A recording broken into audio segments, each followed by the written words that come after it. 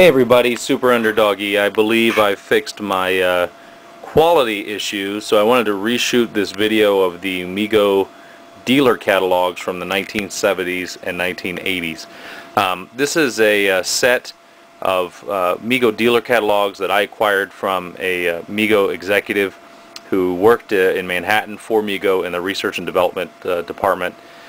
And he had kept these. These are his working copies, and I obtained them recently. He was very gracious, by the way, and really a great person, and you know, we have a lot to thank him for designing all of the wonderful toys that we enjoyed as kids. So I'm certainly grateful for him, and really thrilled to have these in my collection. So really quickly, I want to show you these catalogs. But before I begin, just want to mention that if you want to see the total content of these, you can go to megomuseum.com, and I know that they have them up on their website where you can see every single page. But just for what it's worth, this particular collection goes through 1976, 1977, 1978, 1979, 1980, and then 1982. He was missing 1981 for whatever reason. These were, well, before I begin, I should say that, you know, what is a dealer catalog? You may remember the old little tiny Matchbox catalogs that they would put in for the consumers, so you could collect the whole set of toys and whatnot. But that's really different than what these are. These are dealer catalogs that were circulated around the toy industry.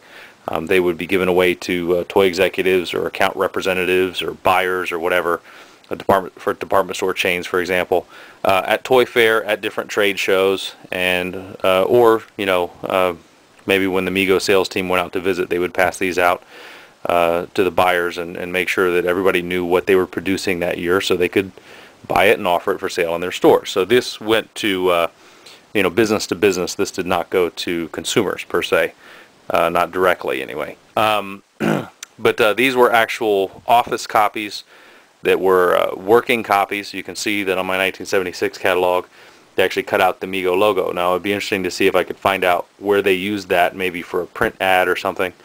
You know, oftentimes, especially back then, you know, you'd cut something out like that because you needed an example for when you did your run-on press ads or whatever, and who knows, maybe they cut it out for that reason. I really don't know.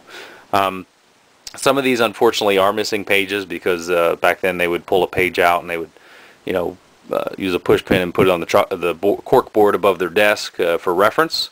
They would stick it in a file folder and put it with a memo and pass it around to, you know, other executives within the company. And you know, who knows, they would pull out pages for all kinds of reasons. So 76 is missing some pages, 77 is complete, 78 is missing some pages, a lot of Micronauts in 78 here.